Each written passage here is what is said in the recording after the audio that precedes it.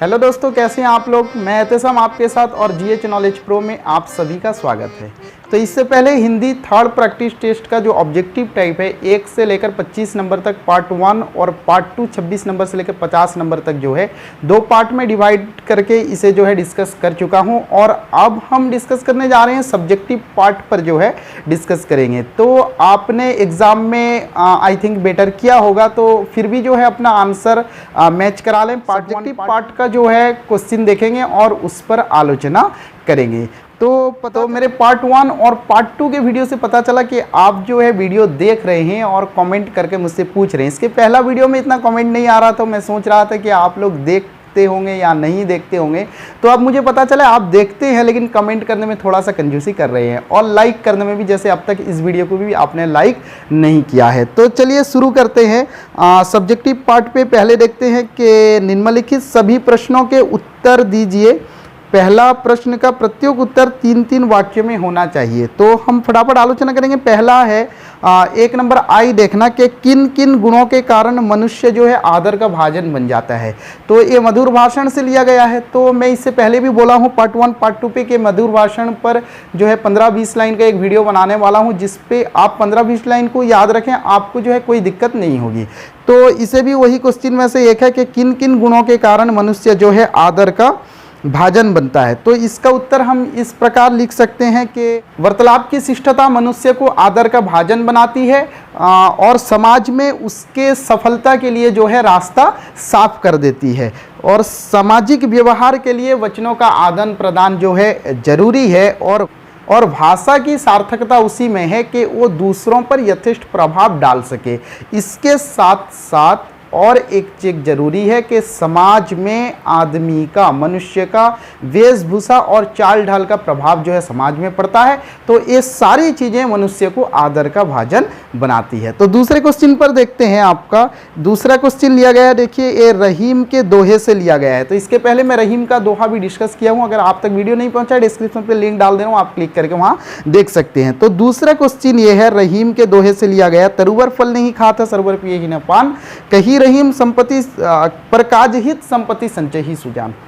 तो इसका मतलब है, आप ऐसे आंसर लिखेंगे। रहीम ने इस दोहे के माध्यम से समाज को एक संदेश दिया है कि तरुवर अपना फल नहीं खाता, यानी पेड़ अपना फल नहीं खाता, और तालाब झील जो है अपना पानी नहीं पीता। तो यह दोनों जो है दूसरों के लिए अपना फल और अपना पानी को संचय करते हैं।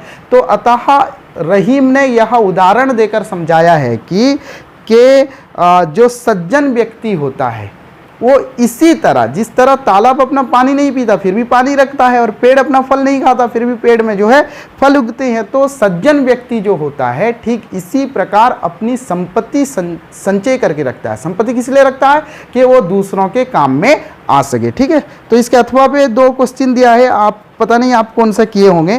तो नेक्स्ट देखते हैं, निम्नलिखित अनुच्छेद को पढ़कर पूछे गए प्रश्न के उत्तर दीजिए। तो अनुच्छेद को हमें 1 से 2 बार पढ़ना है, उसके बाद जो है हमें आंसर पता होगा। फिर भी जो है मैं थोड़ा थोड़ा फटाफट आलोचना करते चलता हूं। तो भारत की धरती ने किसे जन्म दिया? तो भारत की धरती ने, अनुच्छेद पढ़ना, उसमें लिखा हुआ है कि भारत की धरती ने बापू को जन्म दिया। तो वहां पर सेंटेंस वही लिखना, केवल किसे जन्म दिया, उस जगह पर लिख देना कि बापू को जन्म दिया। नेक्स्ट क्वेश्चन लिखा है, क्या बापू का कौन सा सपना पूरा नहीं हुआ? तो बापू का स्वाधीन भारत में रहकर, ठीक है, तो स्वाधीन 1947 में, 48 में बापू जो है एक्सपायर कर गए, आपको पता होगा इतिहास। तो 1947 के बाद बापू का कौन सा सपना पूरा ना हुआ? तो इसका हम आंसर लिख सकते हैं कुछ इस प्रकार के, स्वाधीन भारत में रहकर विश्व बंधुत्व और विश्व शांति का सपना जो है बापू का पूरा नहीं हुआ। ठीक है, तो थर्ड क्वेश्चन देखिए, महात्मा गांधी ने प्राणों की आहुति क्या करते हुए दे दी? तो इसका आंसर आप कुछ इस तरह से लिख सकते हैं कि महात्मा गांधी ने प्राणों की आहुति मानवता की रक्षा करते हुए दे दी। ठीक है, मानवता की रक्षा करते हुए दे दी।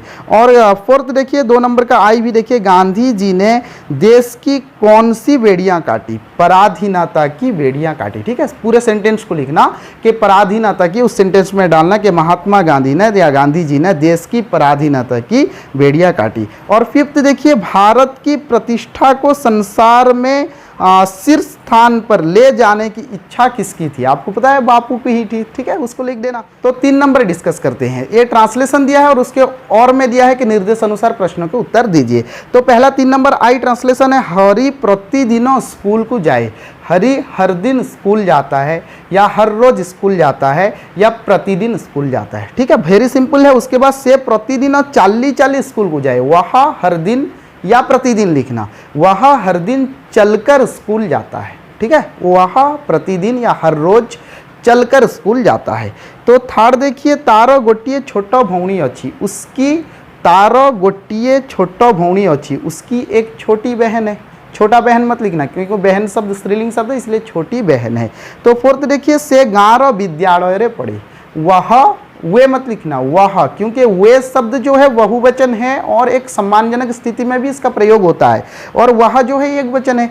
तो से प्रतिदिन से गाँव विद्यालय रे पढ़े, तो वह गांव के स्कूल में पढ़ता है, ठीक है, वह गांव के स्कूल में पढ़ता है। आप पता नहीं क्या लिखे होंगे। नेक्स्ट देखिए बी नंबर, विद्यालय निकटरे एक बड़ पोखरी अच्छी। तो विद्यालय के पास, या फिर आप स्कूल भी लिख सकते हैं, लेकिन विद्यालय लिखिए, ये हिंदी के लिए बेहतर वार्ड है। तो स्कूल भी लिख सकते हैं, ऐसा नहीं है। तो विद्यालय निकटरे एक बड़ पोखरी अच्छी, विद्यालय के पास या विद्यालय के निकट, दोनों शब्द, कोई सा शब्द का प्रयोग कर सकते हैं। आप करे होंगे कौन सा शब्द का प्रयोग। तो विद्यालय निकटरे एक बड़ पोखरी अच्छी, विद्यालय के पास एक बड़ा तालाब है, या विद्यालय के पास, विद्यालय के निकट एक बड़ी झील है। नेक्स्ट देखिए, जो निर्देशानुसार प्रश्न के उत्तर दीजिए। निम्नलिखित वाक्य को शुद्ध करके लिखिए। एक वाक्य दिया है, उसको शुद्ध करके लिखना है। 3 नंबर आई, निम्नलिखित वाक्य को शुद्ध करके लिखिए। हमारे देश में अनेक नदी बहता है। तो नदी शब्द जो है वो स्त्रीलिंग शब्द है, ठीक है, नदी शब्द जो है स्त्रीलिंग शब्द है, और इसका अगर हम बहुवचन करते हैं, देखिए दो में दीर्घईकार है।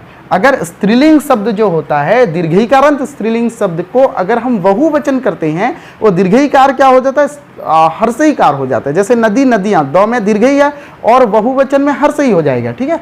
देखिए तो नदियाँ होगा, ठीक है, नदियाँ। तो यहाँ पर सेंटेंस दिया है कि हमारे देश में अनेक नदी बहती है।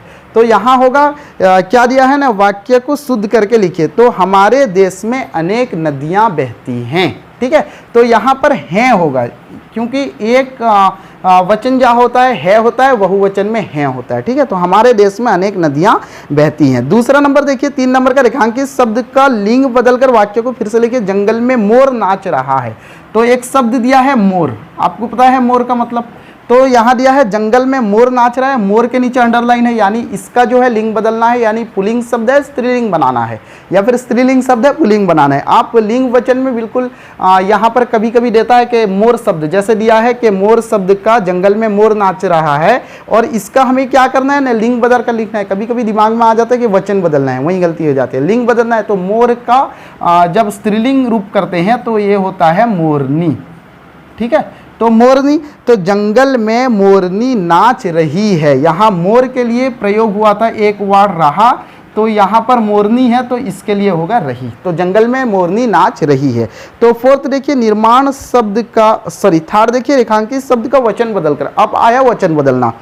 तो लड़की को घर बुलाओ, इसका वचन बदलना है। तो लड़की को घर बुलाओ, हम जानते हैं लड़की बहुवचन लड़कियां, लेकिन जहां पर विभक्ति चिन्ह का प्रयोग होता है वहां पर लड़कियों, जैसे लड़कों को खाने दो, ठीक है, बहुवचन लड़कों को यहाँ पर विभक्ति चिन्ह है। तो जहां पर ऐसे विभक्ति चिन्ह का प्रयोग होता है वहां पर जो है इसके वचन ऐसे बदलते हैं, जैसे लड़की को घर बुलाओ, यहाँ पर वचन बदलना है। तो यहाँ होगा क्या, लड़कियों को घर बुलाओ, ठीक है। तो यहाँ पर होगा लड़कियों को घर बुलाओ। और लड़कियां, मैं अभी बोल रहा था कि जो शब्द है स्त्रीलिंग शब्द है वो बहुवचन में क्या हो जाता है, हर्षईकार हो जाता है, ठीक है।